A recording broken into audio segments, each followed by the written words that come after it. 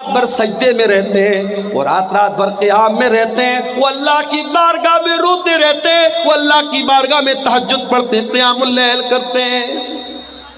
کل جمعہ کا دن ہے، فجر کی نماز میں آپ مسجد میں جائیں گے، اگر امام صاحب کو مسئلہ معلوم ہے، سنت کا طریقہ معلوم ہے، امام صاحب پہلی رکعت میں سورہ سجدہ پڑھائیں گے، دوسری رکعت میں سورہ دہر پڑھائیں گے، سورہ سجدہ کی تلاوت جب آپ سنیں گے، سورہ سجدہ میں یہ آیت بھی امام صاحب تلاوت کریں گے، تتجافى جنوبهم عن المضاجع يدعون ربهم خوفا وطمعا۔ میرے نیک بندے وہ ہیں جو اپنے بستر سے الگ رہتے ہیں، راتوں میں لوگ سوئے رہتے ہیں، میرے نیک بندے اپنے بستر سے الگ ہو کر اللہ کی بارگاہ میں رکوع کر رہے ہوتے ہیں، اللہ کی بارگاہ میں سجدہ کر رہے ہوتے ہیں، میرے نیک بندے تہجد پڑھتے ہیں، میرے نیک بندے قیام اللیل کرتے ہیں۔ اور ایک بات آپ کو بولتا ہوں میرے بھائی، کبھی کوئی مسئلہ پھنس جائے، کبھی زندگی میں کوئی پرابلم آ جائے، کبھی کوئی سمسیا آ جائے، نسخہ بتاتا ہوں، نوٹ کر لو۔ پانچوں ٹائم کی نماز کی پابندی کرو، اور تہجد کی نماز کے لیے موبائل پر الارم سیٹ کرو۔ فجر کی اذان 5 بجے ہو رہی ہے، رات میں 3 بجے اٹھو اور وضو کر کے 8 رکعت تہجد کی نماز پڑھو، میکسیمم 8 رکعت۔ اگر 8 رکعت پڑھنے کی طاقت نہیں تو 6 بھی پڑھ سکتے ہو، 6 کی طاقت نہیں تو 4 بھی پڑھ سکتے ہو، 4 کی طاقت نہیں تو 2 بھی پڑھ سکتے ہو، منیمم 2 رکعت، میکسیمم 8 رکعت تہجد کی نماز پڑھو میرے، اور اس کے بعد اللہ کے سامنے اپنی جھولی پھیلا دو۔ اے اللہ، شادی کو 8 سال ہو گئے، تیرا بندہ اولاد کی نعمت سے محروم ہے، اے اللہ میڈیکل چیک اپ کرا لیا، ڈاکٹرز کی رپورٹیں نارمل ہیں، ڈاکٹر کا علاج درست ہے، اے اللہ میرے گھر میں بچے کی کلکاری نہیں گونج رہی ہے، میری بیوی کی گود سونی ہے، اے اللہ مجھے اولاد کی نعمت سے نواز دے۔ میرے پیارے ساتھیوں، یہ تجربہ اور مشاہدہ جو علماء کا اور نیک لوگوں کا رہا ہے وہ میں آپ کو بتا رہا ہوں۔ تہجد کی نماز میں آپ تہجد کی نماز پڑھنے کے بعد اللہ سے وہ چیزیں مانگیے جو اسمبھو ہے، جو ناممکن ہے، اللہ تعالیٰ اس اسمبھو اور ناممکن کو بھی انشاءاللہ ممکن بنا دے۔ تجربے اور مشاہدے کی بات بتا رہا ہوں، کیونکہ وہ وقت ایسا ہے میرے پیارے ساتھیوں جب اللہ خود آسمان دنیا پر نازل ہوتا ہے اور اللہ خود کہتا ہے اپنے بندوں سے، مانگو مجھ سے، میں تمہاری پکار کو سنوں گا، مجھ سے مغفرت طلب کرو، میں تمہیں معاف کر دوں گا، مجھ سے سوال کرو، میں تمہیں دوں گا۔ اللہ دینے کے لیے اترا ہے، اللہ دے رہا ہے۔ اور میرے پیارے ساتھیوں، ہم اتنے بد نصیب ہیں، ہم اس مبارک وقت کو، اس عظیم گھڑی کو ہم اس کو کھو دیتے ہیں۔ میرے پیارے ساتھیوں، تہجد کی نماز آپ کو بہت کچھ ایسا دے گی جو آپ کو سوچ کے بھی باہر ہے، آپ کے تصور سے بھی باہر ہے۔ اللہ کہہ رہا ہے میرے اسپیشل بندے راتوں کو تہجد کی نماز پڑھتے ہیں۔ اور آگے بڑھیے، اچھا تہجد پڑھتے ہیں اس کا مطلب نیک لوگ ہیں۔ اب جب نیک لوگ ہیں تو ان کو تو اپنے آپ پر ایک خوشی ہونی چاہیے کہ صاحب ہم تو تہجد پڑھنے والے ہیں، جنت تو ہمارے باپ کی ہو گئی، جنت میں تو ہمارا ریزرویشن ہو گیا۔ نہیں، تہجد پڑھنے کے باوجود اللہ کے عذاب سے ڈرتے رہتے ہیں۔ والذین یقولون ربنا اصرف عنا عذاب جہنم ان عذابها کان غراما انها ساءت مستقرا ومقاما۔ رحمان کے خاص بندے تہجد کی نماز پڑھتے ہیں، رات رات بھر جاگتے ہیں، لیکن پھر بھی اللہ سے دعائیں کرتے کہ اے پروردگار تو جہنم کے عذاب سے ہم کو بچا لے۔ ان عذابها کان غراما، جہنم کا عذاب تو چمٹ جانے والا ہے، جہنم کا عذاب تو چپک جانے والا ہے، جہنم کا عذاب تو چھوڑنے والا نہیں ہے، جہنم کی عذاب تو جان چھوڑنے والا نہیں ہے۔ آج 2-4 لاکھ روپیہ ہم نے مسجد میں دے دیا، 2-4 لاکھ روپیہ ہم نے مدرسے میں دے دیا، کوئی جلسہ کرا دیا، کوئی مسجد بنوا دی، کوئی یتیموں کی مدد کر دی، تو ہم اتنے ہی پر بڑے فخر سے، بڑے غرور سے ہم اپنے آپ کو سمجھتے ہیں کہ صاحب ہم نے تو بہت بار تیر مار لیا، اب تو جنت ہمارے باپ کی ہو گئی۔ نہیں میرے پیارے ساتھیوں، یہ بہت ہی خطرناک قسم کا تکبر ہے کہ انسان اپنی نیکیوں کو، اپنے نیک اعمال کو اپنی نجات کے لیے فائنل سمجھے کہ ہاں میں نے نیکی کر لی تو میری نجات ہو گئی۔ انسان کو نیکی کر کے بھی ڈرنا چاہیے، پتہ نہیں اللہ تعالیٰ نے اس کی نیکی قبول کی ہے کہ نہیں قبول۔ ہزاروں سال پہلے جب ابراہیم علیہ السلام نے کھانے کعبہ کو بنایا تھا، ان کا بیٹا اسماعیل بھی اپنے باپ کے ساتھ کھانے کعبہ کو بنا رہا تھا۔ دونوں باپ بیٹے کھانے کعبہ کو بنا رہے تھے، اور باپ بیٹے کیا دعا کر رہے تھے؟ قرآن باپ بیٹوں کی دعا کو بیان کر رہا ہے، وَإِذْ يَرْفَعُ إِبْرَاهِيمُ الْقَوَاعِدَ مِنَ الْبَيْتِ وَإِسْمَاعِيلُ رَبَّنَا تَقَبَّلْ مِنَّا إِنَّكَ أَنْتَ السَّمِيعُ الْعَلِيمُ۔ اے پروردگار، ابراہیم دعا کر رہے ہیں، ان کا بیٹا اسماعیل دعا کر رہا ہے، اے پروردگار ہم بنانے کو تو خانے کعبہ بنا رہے ہیں، اے اللہ ہم تیرا گھر بنا رہے ہیں، ہم مسجد بنا رہے ہیں، لیکن اے اللہ ہم کو پتہ نہیں ہمارا یہ عمل قبول ہوگا کہ نہیں ہوگا۔ ربنا تقبل منا انک انت السمیع العلیم، اے اللہ تو ہماری اس نیکی کو قبول فرما لے، تو دعاؤں کو سننے والا ہے، تو دل کا حال جاننے والا ہے۔ نیکی کے بعد انسان کو چنتا ہونی چاہیے کہ ہماری نیکی اللہ تعالیٰ کے سویکار ہوئی کہ نہیں ہوئی، اللہ تعالیٰ کے قبول ہوئی کہ نہیں ہوئی۔ رحمان کے بندے تہجد پڑھتے ہیں اور پھر بھی دعا کرتے ہیں کہ اے اللہ ہمیں جہنم کے عذاب سے بچا لے، ان عذابہا کان غراما، جہنم کا عذاب انسان کو چپک جانے والا ہے۔ غرامہ کا مطلب سمجھتے ہیں؟ عربی زبان میں جب کوئی کسی سے قرضہ لیتا ہے تو جو قرضہ وصولنے کے لیے آتا ہے اس کے لیے عربی میں غرام کا لفظ استعمال ہوتا ہے۔ ظاہر ہے کہ اگر آپ نے کسی سے قرضہ لیا ہے تو بار بار آپ کے گھر پہ آئے گا، آپ کو چھوڑے گا نہیں آپ سے جب تک پیسہ نہیں لے لے گا۔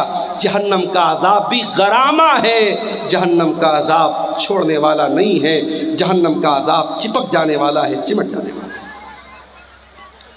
اللہ تعالی ہم سب کی حفاظت فرمائے۔ انہا ساعت مستقرا و مقاما، جہنم بڑا ہی بری جگہ ہے، بڑا ہی برا ٹھکانہ ہے۔ اور آگے بڑھیے، رحمان کے بندوں کا اخلاق آپ نے دیکھ لیا، رحمان کے بندوں کی نماز آپ نے دیکھ لی، رحمان کے بندوں کی دعا آپ نے دیکھ لی۔ اب تھوڑا سا اور آگے بڑھیے، اللہ فرماتا ہے والذین اذا انفقوا لم یسرفوا ولم یقتروا وکان بین ذلک قواما۔ رحمان کے بندے جب خرچ کرتے ہیں تو نہ تو فضول خرچی کرتے ہیں، نہ بخیلی کرتے ہیں، وہ بیچ کا راستہ اپناتے ہیں، وہ نہ تو کنجوس ہوتے ہیں نہ بخیل ہوتے ہیں، اور نہ ہی دولت ہونے کے باوجود نہ تو دولت ہونے کے باوجود کنجوس ہوتے ہیں، نہ دولت کا مس یوز کرتے ہیں، غلط استعمال کرتے ہیں، نہ فضول خرچی کرتے ہیں، نہ کنجوسی کرتے ہیں۔ ہمارے سماج میں دونوں طریقے کے لوگ موجود ہیں۔ بعض لوگ اتنے بڑے کنجوس ہیں، بہت پیسہ ہے لیکن ڈھنگ کا کپڑا بھی نہیں پہنتے، بیوی بیچاری ترستی رہتی ہے کہ ارے مجھے فلاں کپڑا دلا دو، فلاں ساڑی دلا دو، فلاں سوٹ دلا دو، اس کے بعد بہت پیسہ ہے مگر نیت اتنی خراب ہے، بیوی بیچاری وہ روتی رہتی ہے اور یہ بیوی کا بھی حق ادا نہیں کرتا۔ بچے ترس جاتے ہیں اچھا کھانا کھانے کے لیے، یہ کنجوس اپنی دولت کو سجا سجا کے رکھتا ہے، زمینیں خریدتا ہے، جائیداد خریدتا ہے۔ میرے پیارے ساتھیوں، یہ زمینیں، یہ جائیدادیں آپ کے مرنے کے بعد یہ دوسروں کے ہاتھ لگ جائیں گی۔ جب تک آپ زندہ ہیں، اگر اللہ تعالیٰ پیسہ دے رہا ہے، اپنے شریر پر بھی خرچ کرو، اپنے جسم کے اوپر بھی خرچ کرو، اچھا کھاؤ، اچھا پہنو، بچوں کو اچھا کھلاؤ، اگر موقع ملے تھوڑا دنیا بھی گھومو، تھوڑا تفریح بھی کرو، تھوڑا اچھی جگہوں پر اپنے بعد بچوں کو لے کے جاؤ۔ اگر اللہ نے دولت دی ہے تو عمرہ بھی کر لو، حج بھی کر لو۔ میرے پیارے ساتھیوں، یہ زندگی کتنے دن ساتھ دے گی ہم نہیں جانتے ہیں، ہم نہیں جانتے ہیں کب کون سی بیماری آ جائے، ہارٹ اٹیک آ جائے اور کب انسان مر جائے، ہم نہیں جانتے میرے پیارے ساتھیوں۔ ابھی 4-5 دن پہلے بنارس میں میں بائک پر جا رہا تھا، بنارس میں وہ ٹیکسی چلتی ہے، بائک والی ٹیکسی، اس پر میں جا رہا تھا، ایک غیر مسلم نوجوان تھا، بائک چلا رہا تھا۔ میری عادت ہے بائک پر بیٹھتا ہوں جب اس طریقے کی بائک پر تو پوچھتا ہوں جو چلانے والا ہوتا ہے کہ بھائی کیا نام ہے، کہاں کے رہنے والے ہو؟ تو اس نے بتایا بنارس کے قریب کا وہ رہنے والا تھا۔ وہ اس کے خصیے میں، اس کے پیشاب کے مقام پہ جو خصیتین ہوتے ہیں، جو ٹیسٹیکلز ہوتے ہیں، اس میں اس کو کینسر ہو گیا۔ سوچئے 20-25 برس کا نوجوان، ٹیسٹیکلز میں کینسر ہو گیا ہے، اور وہ بیچارہ علاج کرانے کے لیے بنارس آیا تھا، اور اپنے ماں باپ کا اکیلا بیٹا تھا، گھر میں کوئی کمانے والا نہیں تھا۔